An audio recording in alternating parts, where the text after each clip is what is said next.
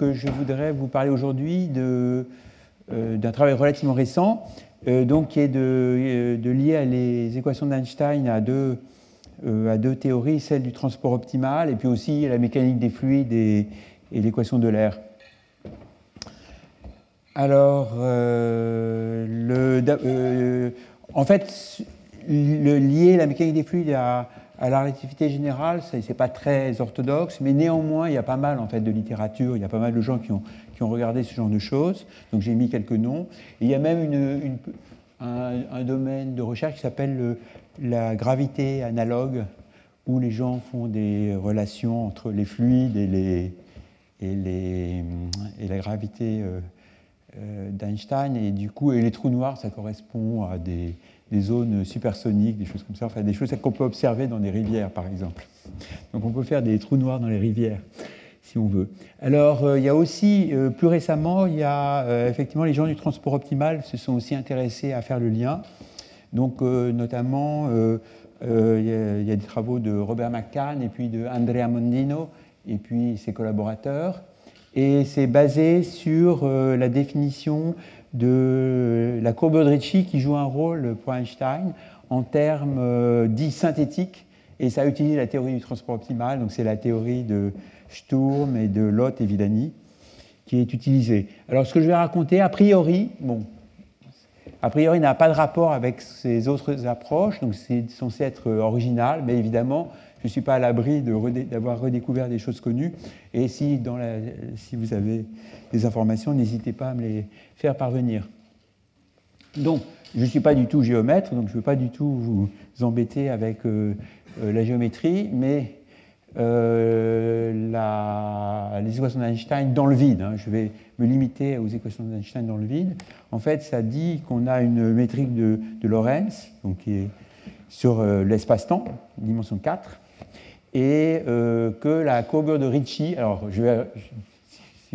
si vous avez oublié ou si vous ne savez pas ce que c'est, j'en reparlerai après, donc la courbure de Ricci est soit nulle, ce qui est le cas le plus simple, soit éventuellement proportionnelle à la métrique elle-même, et la constante de proportionnalité, c'est la fameuse constante cosmologique. Voilà. Donc je vais en fait m'attacher un peu aux deux cas. Le premier cas correspondant plutôt au transport optimal et le deuxième plutôt aux équations de l'air. Alors, une chose dont il faut se souvenir, c'est que la notion de chute libre dans cette théorie d'Einstein, c'est simplement de regarder les géodésiques de la métrique lorentzienne.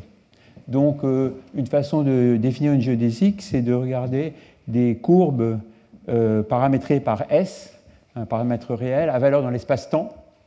Donc, S, ce n'est pas le temps, S, c'est un paramètre. Et on regarde les points critiques de cette fonctionnelle, qui est simplement le carré de dx sur ds par rapport à la métrique. Et intégré par rapport aux paramètres, et on regarder par exemple des variations à support compact, des choses comme ça. Et c'est très facile comme calcul de voir les équations d'optimalité. Alors les équations d'optimalité, alors là j'utilise un petit peu de coordonnées, je vais éviter quand même de trop utiliser les coordonnées, mais c'est quand même pratique pour faire les calculs sans erreur.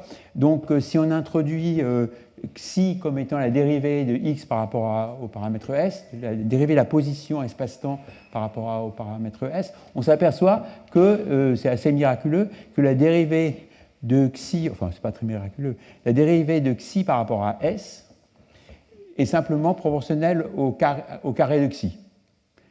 Et les coefficients de proportionnalité, il y a forcément trois indices, gamma, j, ijk pour que ça marche.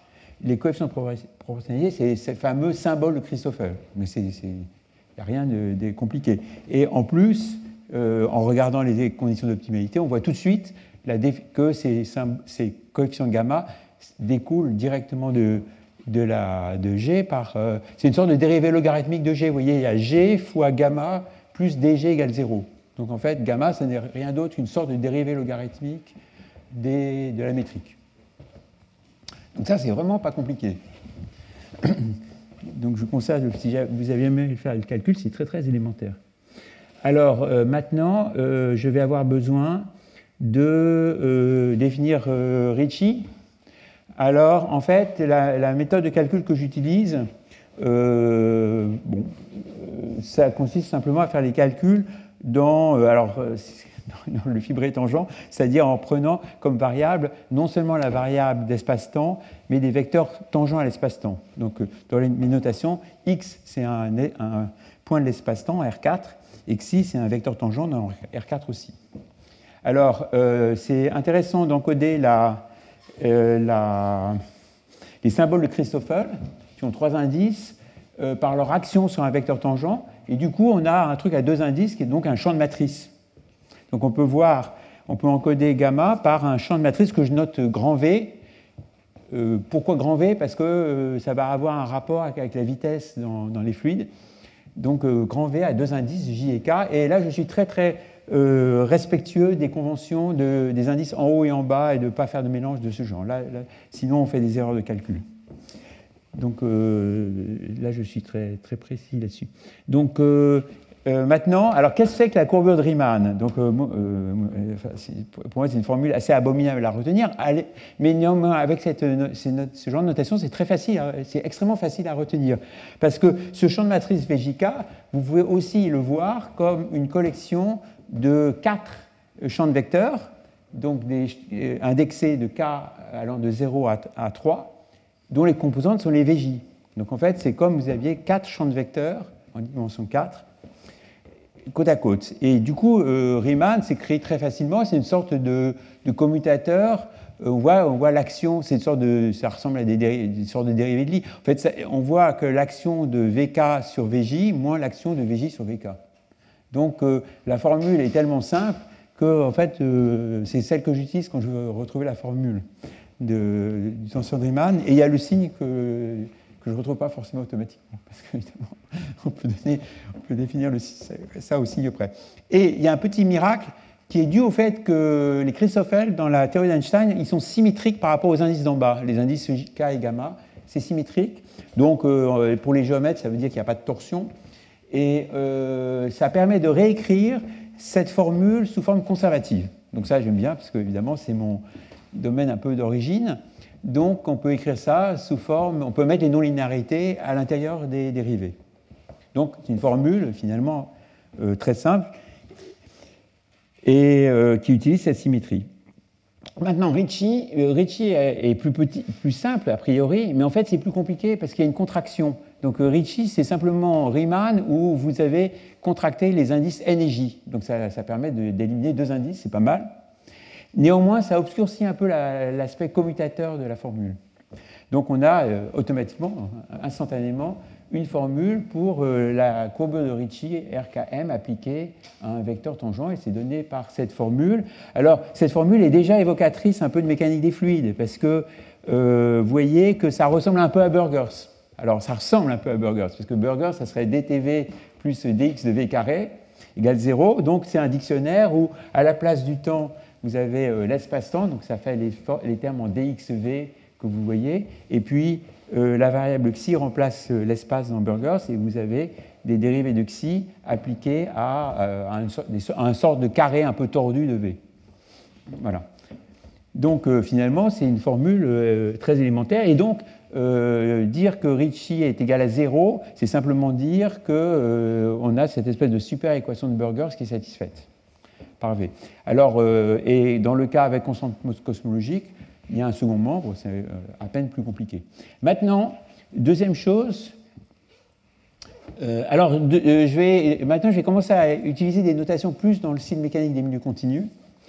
Et en particulier, par exemple, cette formule, je peux l'écrire aussi comme Ricci de I au point X appliqué à Xi est égal à la divergence en X de ce crochet de V. Alors ici, la notation crochet, c'est simplement de dire que quand on a une matrice, on retire de la matrice l'identité fois la trace. Ce n'est pas le déviateur. Hein. Le déviateur, il y a une division par la dimension, c'est autre chose. C'est la matrice moins la trace fois l'identité. Et on a l'opérateur divergence en X et l'opérateur divergence en Xi. Alors c'est au sens un peu la mécanique des milieux continus. Ce sont des gradients parfaitement plats. Hein. Il n'y a absolument aucune géométrie dans la définition de ces gradients.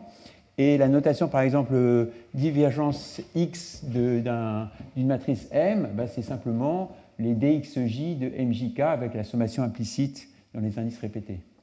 Voilà. Donc vous voyez que la formule est quand même très très simple. Alors, maintenant, j'ai besoin aussi de faire le lien entre la métrique et les Christoffel. Voilà. Donc c'est la formule un peu compliquée que j'avais écrite avant, c'est la deuxième. Mais en fait, la deuxième formule que j'avais utilisée tout à l'heure, en fait, elle est équivalente à la formule qui est écrite au-dessus. Et c'est un calcul vraiment, encore une fois, tout à fait élémentaire de faire ça. Donc en fait, on peut encoder le lien entre la métrique et ses Christoffel par les formules du haut, avec la symétrie étant aussi imposée aussi.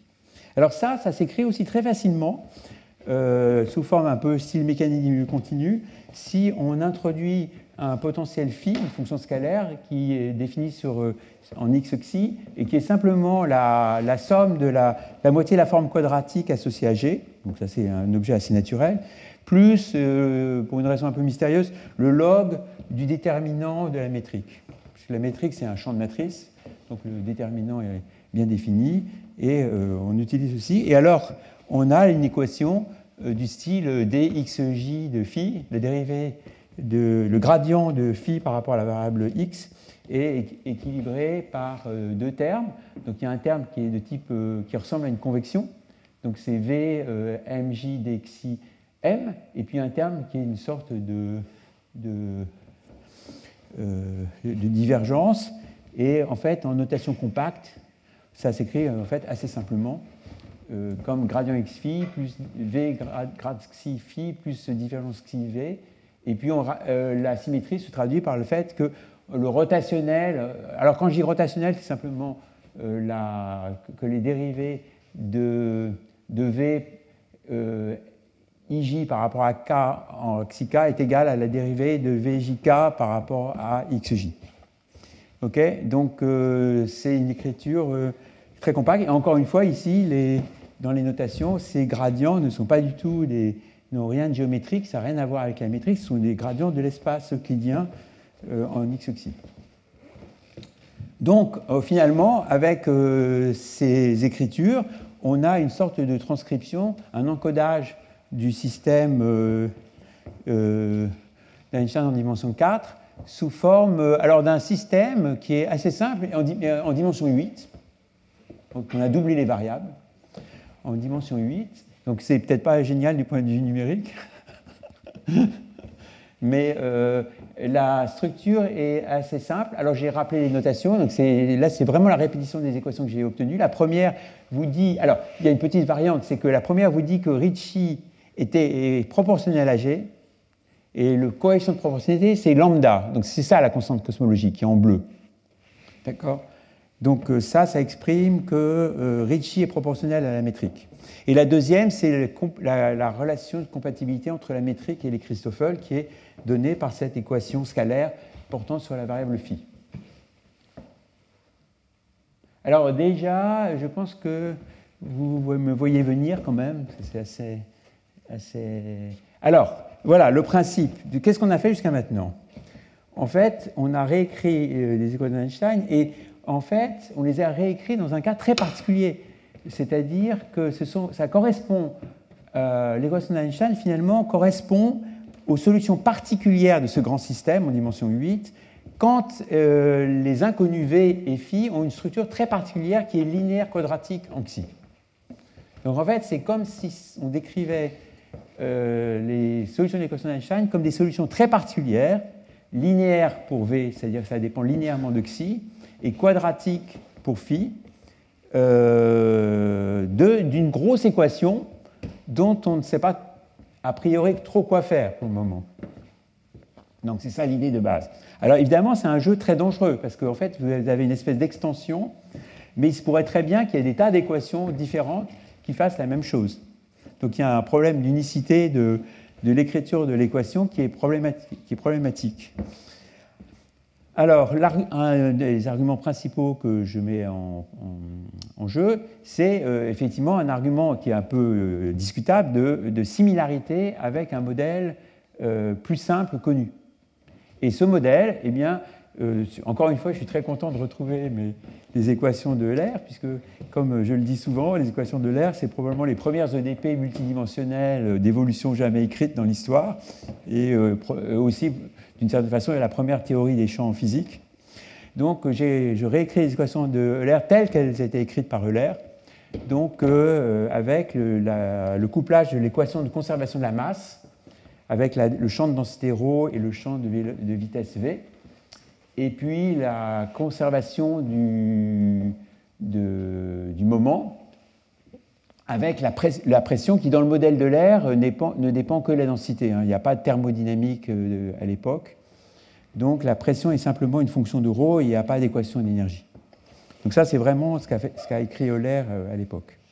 Alors, il y a un cas qui va m'intéresser particulièrement, qui est d'ailleurs presque le plus simple qu'on peut imaginer, c'est le cas potentiel isotherme. Alors, potentiel, ça veut dire que la vitesse, en fait, est un gradient d'un potentiel, donc c'est une hypothèse d'irrotationnalité, c'est-à-dire qu'on considère un écoulement irrotationnel, ou potentiel, si vous préférez.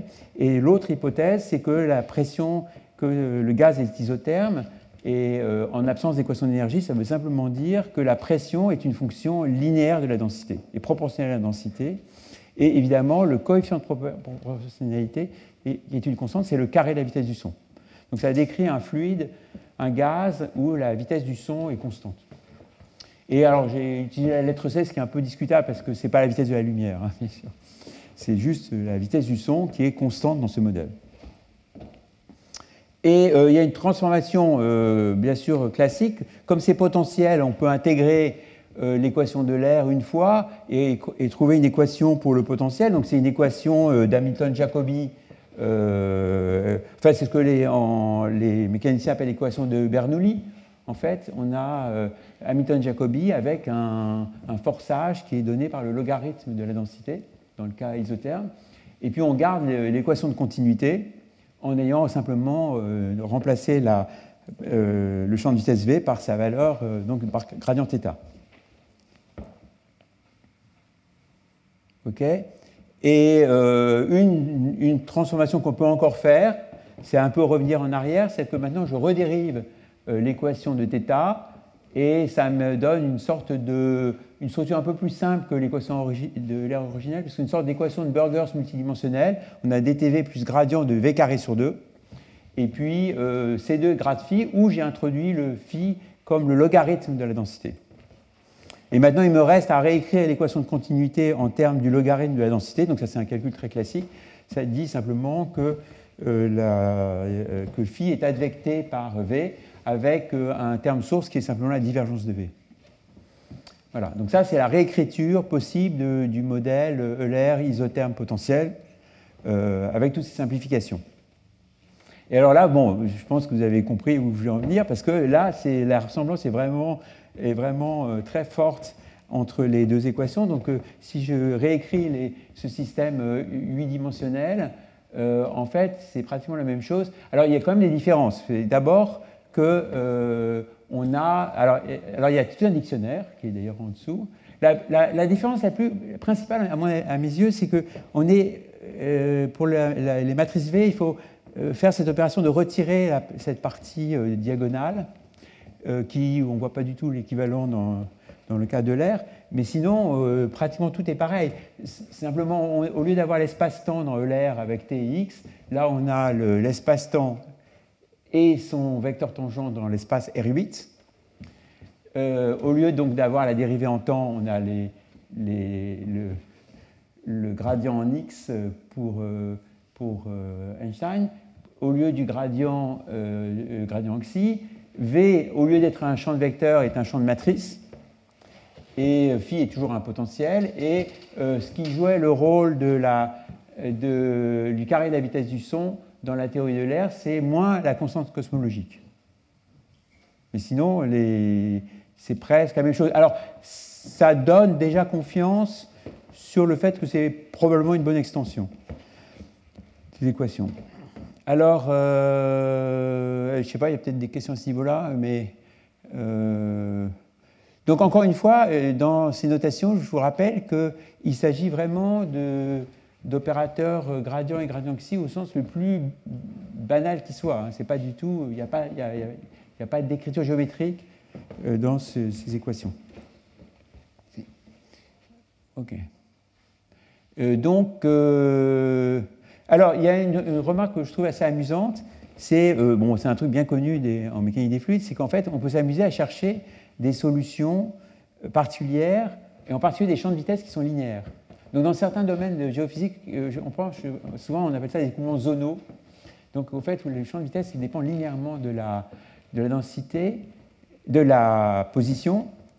Donc, sous forme V de t de x est égal à wt fois x, où wt est une matrice, et je vais me limiter aux matrices symétriques. Et dans le cas isotherme, c'est très naturel aussi de considérer que phi est une fonction quadratique. Donc donnée par un terme dépendant, une constante dépendante du temps, et puis une forme quadratique z symétrique. Et en fait, c'est totalement cohérent, et qu'on peut trouver un système autocohérent pour ce couple de matrices ZW. Donc ça donne une équation différentielle ordinaire qui est assez simple, hein, W' plus W carré égale moins C2Z et Z' égale moins WZ moins ZW. Lambda, en fait, joue un rôle secondaire. Et en fait, si vous voulez, si vous faites cette espèce de dictionnaire Einstein-Euler, ça, en fait, ça serait comme l'équation de l'Euler dans le cas des fluides. Donc, si on faisait la même chose, donc ça serait amusant aussi de dire peut-être qu'on aurait pu commencer la mécanique des fluides en ignorant l'équation de l'Euler et en ne connaissant que les solutions linéaires. Donc, on aurait obtenu ce magnifique système d'équations différentielles ordinaires, et donc l'équation de l'Euler apparaîtrait comme au-dessus de ce système différentiel ordinaire, et c'est un peu la prétention que j'ai eue avec l'équation d'Einstein. Bon, alors, ce n'est pas complètement convaincant, et le minimum, c'est de voir si ces équations en dimension 8 sont analysables. Alors, j'avoue que je me suis beaucoup plus concentré sur les aspects variationnels que je vais développer après que sur l'analyse de ces équations. J'ai un peu honte de ça. Et c'est très récemment que je me suis vraiment décidé à regarder au moins ce que ça donnait en version linéarisée. Donc, ce qui est le b.a.-ba en EDP. Et j'avoue que j'ai été très paresseux pour le faire jusqu'à maintenant. Donc, si vous linéarisez ces équations... Alors, bien sûr, si vous faites ça pour Euler, cette linéarisation vous donnerait l'acoustique linéaire. Hein. Ça serait juste les équations de l'acoustique classique, donc l'équation des ondes. Et là, si on fait ça, en fait, c'est assez... c'est à la fois... Oui, en fait, je sais pourquoi je n'ai pas fait ça, parce que j'avais très peur d'être complètement déprimé par le résultat. Alors, en fait, c'est pas si mal que ça, sauf si c'est un transparent que j'ai vraiment fait pour cet exposé. Donc, c'est quelque chose que j'ai vraiment regardé récemment, donc j'espère ne pas dire de bêtises. Donc, ce transparent est un peu sujet à caution. J'ai peut-être fait une bêtise. Mais apparemment... c'est un système, de façon pas surprenante, qui est extraordinairement dégénéré. Donc l'opérateur linéaire, en particulier, a une image. Donc vous avez un opérateur linéaire, vous cherchez à l'inverser. Alors malheureusement, l'image n'est pas du tout l'espace tout entier. Il y a un noyau énorme et l'image est vraiment rikiki. Donc c'est pas très bon. Néanmoins, quand on fait ça en Fourier, on voit quand même que, in fine, on a à diviser... Les seules divisions qu'on a à faire, hein, quand on fait en Fourier, on trouve des symboles et il faut diviser. En fait, ce qui apparaît comme pour diviser, c'est x carré. Alors, c'est les symboles en Fourier, donc c'est pour la variable x et x chapeau. Xi chapeau, c'est la variable de Fourier correspondant à xi. Et en fait, on a quelque chose qui est quand même positif ou nul. Alors, évidemment, c'est dégénéré parce que ça peut s'annuler, mais ça a le bon goût quand même d'être positif ou nul. Donc, en fait, c'est d'une certaine façon c'est une espèce de système qui, si je n'ai pas fait encore une fois d'erreur de calcul dans ce calcul qui est très récent, en fait, on est à la limite de l'elliptique. Et c'est donc différent de ce qui se passe avec l'équation de l'Euler, parce que si vous faites la même analyse avec l'équation de l'Euler, vous avez l'équation des ondes, donc en fait, vous avez la variable t et x, et donc en Fourier, le symbole va être bien sûr t carré moins x carré. Et donc vous avez le cône de lumière, si la division par le symbole vous donne vous avez annulation sur le cône de lumière, et c'est tout le caractère hyperbolique de l'équation des ondes qui apparaît. Mais bien sûr, t carré moins x carré, ça n'a pas de signe. Donc il y a évidemment, c'est ce qu'on distingue habituellement, dans l'espace de Fourier, vous avez les zones causales et les zones non causales qui sont séparées par le cône de lumière. Alors ici, si je ne me suis pas trompé, c'est un peu mieux au sens que vous avez quand même de la positivité. Le symbole est quand même positif ou nul. Donc ça veut dire que probablement, et ça je n'ai pas encore exploré ça, en perturbant le système, on doit pouvoir le rendre elliptique. On doit pouvoir le régulariser sous forme elliptique. Alors on peut dire aussi que c'est complètement désastreux, parce que où est l'ellipticité dans les équations d'Einstein? Puisqu'on sait bien depuis Yvonne Choquet-Bruat qu'on peut réécrire les équations d'Einstein dans des bonnes coordonnées sous forme hyperbolique. Donc ça paraît un peu bizarre. Mais c'est comme ça. Cette structure est très particulière. Je suis désolé que une structure soit trop... C'est super rigide. Alors là, on est dans la... Mais en même temps, justement, comme il y a la positivité peut-être du symbole, peut-être que ce n'est pas si désagréable à perturber. OK, alors en fait, maintenant, je vais développer, dans le temps qui me reste, ce que j'avais surtout développé jusqu'à présent, c'est l'approche plutôt variationnelle, c'est-à-dire de voir ce problème-là en termes bon, idéalement, ça serait de minimisation de fonctionnel, ça il ne faut pas rêver, c'est plutôt de chercher les points critiques de fonctionnel. Alors, il y a un résultat que j'ai obtenu il y a un peu plus d'un an, qui concerne le cas sans constante cosmologique, lambda égale 0, et qui donne l'énoncé suivant. Donc c'est un énoncé purement de calcul, hein, il n'y a pas d'analyse dans ce que je vais dire. Donc ce que l'énoncé vous dit, que si vous avez une solution de l'équation d'Einstein, donnée par une métrique G, et que vous définissez le champ de matrice V comme je l'ai fait tout à l'heure déjà, et puis un autre champ de matrice C, qui n'est jamais apparu jusqu'à maintenant, CJK. Alors ce CJK, il dérive en fait par rapport à la variable xi d'un vecteur potentiel A, avec une correction sur la diagonale. Donc c'est la troisième formule. Donc C est défini à partir d'un vecteur potentiel A à une correction près de la diagonale. Et par contre, il y a une formule magique pour A, qui est un peu mystérieuse, qui dit que en fait, A est donné comme xij, donc c'est un vecteur tangent, multiplié par le déterminant de la métrique, il n'y a pas de racine carrée ici, le déterminant de la métrique, multiplié par le cosinus de la forme quadratique. Alors le cosinus n'a rien de mystérieux, c'est là encore que Euler nous sauve, parce que le cosinus n'est rien d'autre que la partie réelle de l'exponentielle imaginaire. Et en fait, c'est une sorte de formule qui est gaussienne en xi, mais à cause de problèmes d'intégration en xi, il est impératif d'avoir des gaussiennes imaginaires. Donc c'est pour ça qu'il faut le i, parce que sinon on a des choses qui ne sont pas du tout intégrables. Okay. Donc en fait, il faut prendre le cosinus, et avec ça, une fois que j'ai défini C et V là, je prétends que C et V sont des points critiques, sont des solutions d'une sorte de problème de transport optimal généralisé. Alors, ce que je veux dire par là, c'est que ce sont des points critiques d'une fonctionnelle, et encore une fois, je ne précise absolument pas les domaines d'intégration ni les conditions limites, il n'y a aucune condition limite dans ce que je dis, mais vous avez l'intégrale en x xi de la trace de CV carré. Donc C et V sont des matrices, donc CV carré c'est une matrice, la trace a parfaitement un sens, et vous intégrez ça en x xi. Voilà. Et il y a une contrainte qui est... donc ça ressemble à une sorte d'énergie cinétique, à ceci près que maintenant C est matriciel, non pas réel.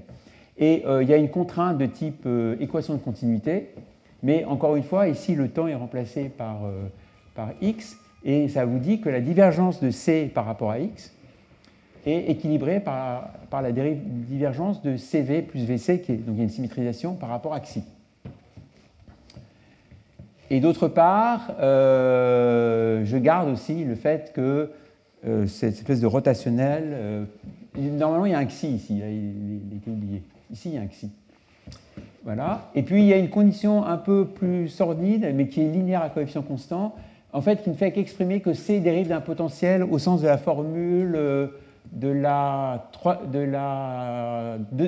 troisième formule. C'est-à-dire le fait que C dérive d'un potentiel à une correction sur la diagonale près se traduit par cette contrainte ici. Donc s'il n'y avait pas le terme diagonal, il y aurait juste 0, et ça serait la même contrainte de rotationnel que pour V. Voilà. Et alors donc, vous avez donc un principe variationnel, et ça vous redonne les équations en dimension 8, dans le cas où il n'y a pas de constante cosmologique. C'est ça le résultat. Alors, il n'y a pas d'analyse du tout, ça ne vous dit rien sur les solutions, c'est juste un résultat sur les équations. Voilà. Alors, évidemment, alors pourquoi je dis transport optimal? Parce que, encore une fois, le transport optimal, disons conventionnel, vous auriez ici l'intégrale de ρ v carré. Ρ serait un champ de densité, v un champ de vitesse. On aurait l'équation de continuité d'hétéro plus divergence ρ v égale 0. Et voilà. Donc, c'est une sorte de génération à valeur matricielle du transport optimal. Et ça me permet de faire une remarque qui est liée à, donc quand même très vaguement liée au cours, c'est qu'il y a un tout petit, parce que ce n'est pas forcément très connu, c'est qu'en fait, le transport optimal, il y a une version complexe du transport optimal qui consiste à regarder en dimension 1 d'espace des champs à valeur complexe C et V, et ce qu'on regarde, c'est les points critiques de l'intégrale de la partie réelle de CV carré. Donc C et V sont des nombres complexes, donc CV carré est un nombre complexe, la partie réelle, et si vous interprétez les nombres complexes comme des matrices, ça serait la trace du produit de C et V carré vu comme des matrices. Et avec l'équation de continuité habituelle, mais simplement avec des valeurs complexes.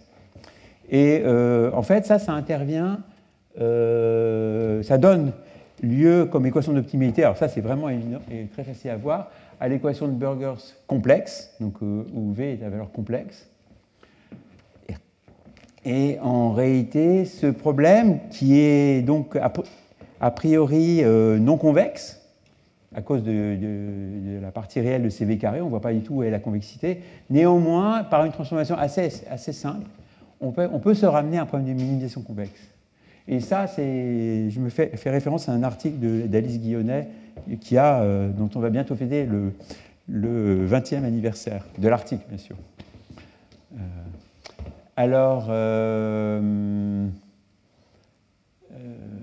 Donc c'est amusant parce que ça veut dire qu'il y a quand même, bon, je pense que c'est un espoir tout à fait exagéré, mais il n'est pas totalement exclu que quand on revient à la formulation que j'ai donnée dans le cas d'Einstein, où la convexité est complètement perdue, parce qu'on ne voit pas du tout où il y a de la convexité là-dedans, parce que la trace de CV carré, c'est au moins aussi horrible que la partie réelle de CV carré pour les complexes, mais au moins on a un tout petit espoir qu'il y a peut-être quand même, en se débrouillant un peu mieux, de retrouver quelque chose comme de la convexité dans ce problème, ce qui serait peut-être cohérent avec l'analyse du problème linéarisé que j'ai esquissé tout à l'heure, où il semblerait qu'il y ait quand même, mais encore sous réserve, parce que c'est à vérifier quand même, qu'il y ait une sorte d'élasticité dégénérée derrière, ce qui est d'ailleurs souvent le cas du transport optimal aussi. C'est un peu pareil. Les problèmes du transport optimal sont souvent des problèmes elliptiques espace-temps dégénérés, en fait. Alors, donc ça c'est fait, là, je suis venu là-dedans. Bon, mais dans les mois les derniers mois, en fait, je me suis intéressé à voir qu'est-ce qu'on pouvait faire du point de vue variationnel en tenant compte de la constante cosmologique. C'est une sorte d'extension un peu, pas complètement triviale de l'autre cas. Et donc, ça m'a conduit à un certain type de résultats. Et donc, c'est cette dernière section que j'aborde maintenant, qui est de trouver des principes variationnels communs à l'équation d'Einstein et à l'équation de l'air, qui n'est pas tellement surprenant compte tenu de la similarité des équations. Alors, je commence par le faire pour l'équation de l'air isotherme potentiel. Alors, bon, je ne sais pas si vous êtes habitué à ça, mais en fait, il y a un principe variationnel qui est super classique, c'est vraiment folklorique dans la mécanique des fluides, c'est qu'on peut retrouver ces équations directement par un principe variationnel en regardant les points critiques de la fonctionnelle suivante, alors, qui est défini en termes d'un champ de densité ρ et d'un champ de quantité de mouvement m. Et la fonctionnelle est formée de deux termes. Il y a un terme d'énergie cinétique, ce m carré sur 2ρ, puisque si vous utilisez la quantité de mouvement, c'est ρv carré devient m carré sur ρ, qui a le très bon goût d'être convexe en ρ et m. C'est une bonne fonctionnelle convexe, moins c carré fois l'entropie de Boltzmann, qui est le terme d'énergie potentielle. Donc ρ log ρ moins ρ. Le ρ log ρ est lié au fait que c'est isotherme et que la pression est linéaire par rapport à la densité. Et sous contrainte de l'équation de continuité, qui, en termes de moment, est une équation linéaire, parce que c'est dθ plus divergence m égale 0. Donc ça, c'est vraiment un problème. Alors, si c carré est négatif, ce qui revient à dire que la vitesse du son est imaginaire, on a un problème convexe, qui est une extension qui appartient à la fois un peu au mean-field gain, au jeu à champ moyen et au transport optimal, parce que vous avez typiquement le genre de fonctionnel qu'on voit apparaître dans les variantes disons les cas très particuliers, variationnels de jeu à champ moyen. Et bien sûr, ça fait partie aussi des extensions qui ont été un peu étudiées du transport optimal. Donc vous avez le transport optimal classique, c'est C égale 0 dans cette écriture-là. Et bien sûr, en passant, ça montre d'ailleurs que le transport optimal classique est une sorte de dégénérescence de la théorie de l'air, en fait, puisque c'est quand la vitesse du son est nulle. OK. Alors, ça, c'est la... Donc, on va se dire, on va faire la même chose pour Einstein en dimension 8. Enfin, ce que j'appelle l'extension 8D de Einstein. Alors, le problème, c'est que jusqu'à maintenant, je ne sais pas du tout comment traiter le terme de Boltzmann. Je ne sais pas quel est l'équivalent. Peut-être que c'est très facile, mais enfin bon, je ne sais pas. Donc, je ne sais pas faire. Donc, en fait, l'idée, c'est d'utiliser une formulation alternative, un autre principe variationnel, qui est en fait équivalent, mais où il n'y a pas d'entropie de Boltzmann. Et ça, on peut le faire. Donc ça, c'est par une méthode que je pense aurait le temps d'expliquer, qui est vraiment très élémentaire. Et en fait, alors le principe variationnel, il est à la fois plus simple et plus compliqué. Il est plus simple parce qu'on n'a plus de ρ log ρ, on n'a plus que des polynômes. Mais il est plus compliqué parce qu'il faut doubler les variables. C'est-à-dire qu'au lieu d'avoir un champ de densité ρ et v comme on avait avant, là, maintenant, en fait, j'ai besoin de deux champs scalaires que je note R et S. J'ai utilisé la lettre S à la place de ρ. Et aussi, V a besoin d'être dédoublé par un autre champ de vecteurs que je note G. Alors, en réalité, ce G n'est rien d'autre que le gradient du log de la densité, mais on fait semblant de l'oublier pour un instant. Et on a ces équations de continuité généralisées. Donc vous voyez que la première, dtr, il y a le début, c'est l'équation de continuité, mais il y a quand même une dépendance par rapport à G, et en plus il y a un Laplacien par rapport à S. Et pour l'équation en S, il y a aussi une sorte d'équation de continuité, mais il y a un second membre qui fait appel à R. Donc c'est couplé. Donc la structure est un peu différente. Bon, in fine, si vous linéarisez les contraintes, vous retrouvez l'équation des ondes. Hein, puisque si vous regardez la partie linéaire des contraintes, on a dtr égale Laplacien S et dts égale C de R, ce qui donne l'équation des ondes. Donc ce n'est pas non plus surprenant. Mais on a fait disparaître Boltzmann. Voilà. Donc, alors là, ça se généralise. Donc ça, c'est toujours dans le cas potentiel, la deuxième formulation. Oui. Alors, oui, tout à fait, oui. En fait, si tu prends le principe variationnel que j'avais expliqué tout à l'heure avec l'entropie de Boltzmann, ça conduit naturellement à des champs de vitesse potentiels. Alors on peut dire, c'est pas bien. Mais en fait, il y a un truc, c'est assez facile, c'est pas très connu, mais en fait, si on ajoute une contrainte de type traceur, c'est-à-dire qu'on dit qu'il y a un inconnu scalaire qui est transporté par le champ de vitesse, donc on enrichit le système, et là, on peut retrouver les équations tourbillonnaires, et on retrouve naturellement ce qu'en mécanique des fluides, les gens appellent la décomposition de Clebsch, c'est-à-dire on écrit un champ de vitesse avec deux potentiels, en fait. Oui, alors ça, je mélange un peu avec le cas incompressible. Mais disons qu'on peut réintroduire le tourbillon. Parce qu'en fait, le tourbillon, c'est quelque chose qui identifie... En fait, le tourbillon, dans le principe relationnel, c'est quelque chose qui singularise les particules, les unes par rapport aux autres. Et en fait, quand on obtient des champs de vitesse potentiels, c'est parce qu'en fait, on a une fonctionnelle qui ne tient pas compte de l'identité des particules. Mais dès qu'on tient compte de l'identité des particules, en fait, le tourbillon réapparaît. Ça, c'est vrai. Dans le cas incompressible, ça c'est très clair. Dans le cas compressible, c'est moins bien. Oui. Dans le cas compressible, là, on est en train de parler de situations qui sont barotropiques, non? Parce que ça soit P de ρ égale ρ ou 9 puissance, ça ne va pas Ah oui, dans le principe relationnel, oui, ça joue aucun rôle. Oui, oui, tout à fait. Oui, tout à fait. Oui. D'ailleurs, ce que je dis là, je pense qu'il y a une partie qui est assez robuste au sens que. Si on prend vraiment tout le système de l'air avec la température. Ah oui, alors non, alors ça, c'est un de mes points obscurs, donc je n'ai pas encore abordé ça encore. J'attends quelques années encore. Oui. Oui, peut-être que d'ailleurs, oui. C'est une très bonne suggestion d'ailleurs. Et donc effectivement, si on pense à l'équation de Boltzmann, c'est donc une sorte de mauvaise limite de l'équation de Boltzmann, c'est vrai. Parce que dans l'équation de Boltzmann, à la limite, on a Euler avec l'équation de l'énergie. Donc effectivement, c'est fautif de faire ça, je suis d'accord. Alors là, ça a été l'occasion d'un stage M2 avec Philippe Enjolras, qu'on a fait à Orsay. Et en fait, pour les équations 8D d'Einstein, en fait, on a à peu près la même structure, c'est-à-dire que tout à l'heure, dans le théorème que je vous ai indiqué, il y avait deux champs de matrice C et V, et là, il faut doubler. Donc il faut ajouter des variables supplémentaires. Donc on garde C et V, mais il faut rajouter, alors ce sont des champs de vecteurs, S et G, et là on a un principe variationnel qui est équivalent à ce que j'ai fait pour Euler. Alors c'est évidemment c'est un peu compliqué à lire, j'ai utilisé des notations sans indice, mais c'est en fait une sorte de décalque de ce qui a été fait pour Euler. Et ça marche de la même façon, alors l'énoncé est un petit peu plus tarabiscoté quand même. Donc vous voyez, pour comparer les deux principes variationnels, il y a celui pour la génération d'Einstein qui est en haut, et celui pour Euler, et vous voyez que c'est des structures tout à fait similaires. La fonctionnelle, le critère, il est convexe? Ah non, alors, là tu me fais très très mal.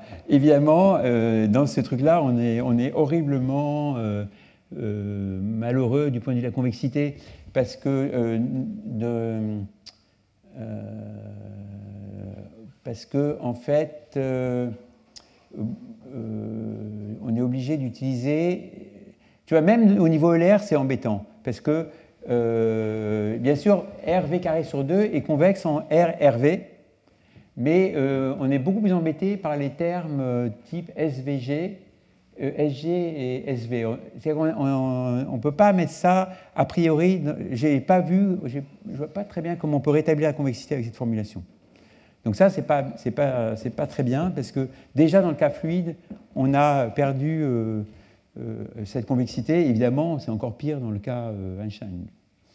Voilà. Donc effectivement, ça pose la question de l'intérêt de l'approche variationnelle, parce qu'en fait, on trouve des points critiques, mais c'est qu'une façon de générer des équations. Donc ça ne dit rien sur les solutions. C'est peut-être totalement inutilisable du point de vue de la recherche des solutions. D'ailleurs, pour des équations comme Euler dans le cas hyperbolique, quand C carré est positif, effectivement, à ma connaissance, l'analyse n'utilise essentiellement jamais le principe variationnel. Ce n'est pas du tout basé là-dessus. Donc c'est plutôt un principe pour trouver des équations. Ce qui est souvent le cas d'utilisation du principe de moment de réaction en physique, et essentiellement utilisé pour ça d'ailleurs. Ok, alors il y a un petit bonus que je trouve amusant, c'est qu'en fait, on peut faire la même technique marche aussi pour l'équation de Schrödinger, donc là c'est encore plus, le mélange est encore plus total, et en particulier dans le cas non linéaire, ce qu'on appelle le log Schrödinger, c'est-à-dire que c'est Schrödinger non linéaire avec une non-linéarité logarithmique. Et en fait, on peut voir ça simplement comme la version quantique de l'équation de l'air isotherme. Simplement, comme c'est isotherme, au lieu d'avoir du Schrödinger cubique, on a du Schrödinger logarithmique. Et on peut s'amuser de la même façon.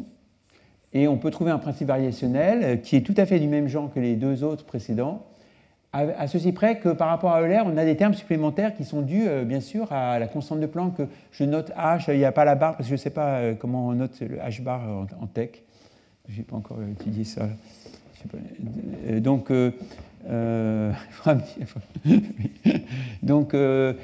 les termes en bleu sont les termes qui ajoutent la mécanique quantique au principe variationnel. Et donc c'est très simple. Et d'ailleurs, vous voyez que la partie linéaire des contraintes, on retrouve qu'on a dtr égale Laplacien S et dts égale moins h Laplacien R. Donc on retrouve le bilaplacien et on sait que ça c'est équivalent à Schrödinger linéaire. Donc l'équation des ondes avec le bilaplacien. Ok, donc ça veut dire que ce qui est assez amusant, c'est qu'à ce niveau très grossier variationnel, en fait, on a ces trois équations qui ont pratiquement une structure variationnelle identique, alors qu'elles ont des types physiques complètement différents, puisque, bien sûr, Euler appartient à la mécanique classique, Schrödinger est quantique, mais non relativiste, et Einstein est relativiste et non quantique. Voilà. Donc, vous voyez le jeu auquel on s'adresse. Ok, alors, je ne sais pas combien il reste de temps. Très peu. Oui. D'après... oui. Voilà. Alors, de toute façon... donc la preuve n'est pas compliquée, puisqu'il n'y a pas d'analyse. Donc, c'est juste des calculs. Alors, je vais donner la technique pour trouver ces principes variationnels. D'ailleurs, en fait, ça marche aussi dans le cas du premier théorème lambda égale 0. C'est la même technique qui est utilisée dans tous les cas. Et c'est un peu d'ailleurs lié à un exposé que j'avais fait ici il y a 2 ou 3 ans, je crois. Donc, prenons l'exemple qui est à la fois c'est pas le plus simple. Le plus simple, ça serait Hamilton-Jacobi pur. Ça serait peut-être plus pédagogique, mais bon, j'ai décidé de maintenir quand même la vitesse du son de façon à ce qu'il y ait un peu plus de richesse dans le truc. Mais c'est effectivement le plus frappant, c'est de le faire dans le cas du transport optimal classique en partant de l'équation d'Hamilton-Jacobi pure. Donc là, je le fais dans le cas de Euler isotherme. Et la première chose qu'on fait, c'est qu'on écrit Euler isotherme sous forme d'un système d'évolution linéaire quadratique. Alors, bon, ça, on l'a déjà vu tout à l'heure, dtv plus gradient v carré sur 2 plus c de g, ça c'était tout à l'heure, en prenant g comme étant le gradient du log de la densité. Donc ça, on l'a déjà vu. Par contre, la deuxième équation, c'est simplement l'équation pour le log de la densité, que j'avais appelée phi tout à l'heure, et simplement on prend le gradient de cette équation. Donc ça fait dtg plus le gradient de v scalaire g plus divergence de v égale 0. Donc ça fait un système de 2 champs de vecteurs et qui est quadratique. Voilà. Et le fait que c'est quadratique, c'est une grande simplification. Donc ça serait perdu si on prenait un gaz, si on prenait une loi de pression non linéaire. Hein. Effectivement. Donc là, on abuse de la structure rigide, effectivement. Alors, comme chacun sait, il y a la formulation variationnelle pour ce genre d'équation. C'est la première chose qu'on fait. Donc on multiplie l'équation par... Alors je reviens en arrière. On multiplie la première équation... non, je vais dans le mauvais sens. On multiplie la première équation qui est vectorielle par un champ de vecteurs test que je note grand A. Et la deuxième équation, je la multiplie par un champ de vecteurs que je note pas grand B, mais plutôt grand C, pour être cohérent avec les notations précédentes. Donc on intègre par partie, et évidemment on a une intégrale en espace-temps. Bon, encore une fois, tous les termes de bord sont complètement ignorés, j'ignore totalement les conditions limites. Et évidemment, la formulation faible, ça consiste à dire que cette intégrale est nulle, quel que soit le choix de A et de C. Voilà. Mais c'est, à mon avis, plus judicieux de voir ça plutôt comme une sorte de fonctionnel d'action et de dire qu'on va regarder les points critiques de cette fonctionnelle. Parce que, évidemment, si vous dérivez cette fonctionnelle qui est linéaire par rapport à A et C, évidemment, vous allez retrouver simplement les équations dont on était parti. Donc, ce n'est pas très malin. Néanmoins, on a une information intéressante si on dérive cette fonctionnelle par rapport aux autres variables, c'est-à-dire V et G. Parce qu'on va avoir des espèces d'équations adjointes qui vont être utiles, comme on va le voir. Donc en fait, l'idée, c'est de regarder cette fonctionnelle comme une fonctionnelle des inconnus de départ V et G, mais aussi des fonctions test A et C. Ou vous pouvez appeler ça aussi des multiplicateurs de Lagrange, c'est pareil. Donc, voilà. Et alors, les équations d'optimalité, évidemment, donc je retrouve, bien sûr, en différenciant par rapport à A et C, je retrouve mes équations de départ. Et si je différencie par rapport à V et G, ben, je vais avoir des équations adjointes qui sont linéaires en A et C avec des coefficients dépendants de V et G. Donc en fait, j'ai une structure triangulaire où V et G vivent leur propre vie et n'ont rien à faire de A et C. Donc c'est un système autocohérent. Et par ailleurs, les multiplicateurs A ou les fonctions test, si vous préférez, A et C, vérifient un système linéaire avec des coefficients dépendants de V et G. Donc c'est une structure très simple. Et là, l'idée qui est, à mon avis, assez similaire à celle qu'on utilise quand on passe des Hamiltoniens aux Lagrangiens, etc., ça consiste en fait à utiliser ces deux équations d'évolution pour A et C pour éliminer de la fonctionnelle les dérivés en temps de A et de C. Donc on éradique les dérivés en temps dans la fonctionnelle en utilisant ces équations. Alors ça, c'est pas très compliqué, c'est-à-dire ça m'a porté, il n'y a pas de problème. Donc voilà, et donc on va obtenir un Lagrangien réduit qui est plus simple, parce qu'il y a beaucoup de termes qui disparaissent à cause de la linéarité par rapport à A et C. Et donc on se retrouve avec un Lagrangien, vous voyez venir déjà, qui commence à avoir une structure de type énergie cinétique avec V carré, et puis la divergence de A qui apparaît, et la divergence de C aussi. Donc ça, c'est juste un calcul, c'est presque, il n'y a rien à faire d'autre que ça. Et par contre, il est très important de garder les équations d'évolution pour A comme contraintes. C'est-à-dire qu'on est passé d'un Lagrangien où il n'y avait aucune contrainte à un Lagrangien réduit, mais avec des contraintes. Alors, a priori, ça paraît plus compliqué, mais c'est l'avantage que c'est ça qui va générer en fait les équations de continuité. Et si j'avais fait le cas C égale 0, j'aurais vu émerger l'équation de continuité depuis l'équation d'Hamilton-Jacobi. Donc, alors c'est peut-être plus obscur maintenant que j'ai gardé la vitesse du son, mais quand je le fais à partir d'Hamilton-Jacobi, donc la plaisanterie, c'est de dire, si vous connaissez que l'équation d'Hamilton-Jacobi, vous n'avez jamais entendu parler de fluide, jamais entendu parler de densité, jamais entendu parler de champ de vitesse, automatiquement avec cette technique, vous allez retrouver l'équation de continuité, l'énergie cinétique et tutti quanti. Donc c'est assez amusant par la même approche.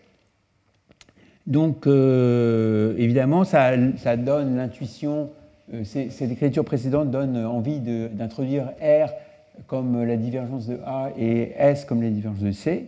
Donc c'est facile de transformer les équations de dTA en équations sur R et S en prenant la divergence de ces équations. Et on trouve justement ce système couplé d'équations de continuité généralisée. Et bien entendu, pour le Lagrangien réduit, on obtient RV carré. Donc vous voyez venir, j'ai trouvé exactement ce que je voulais pour ma proposition 1.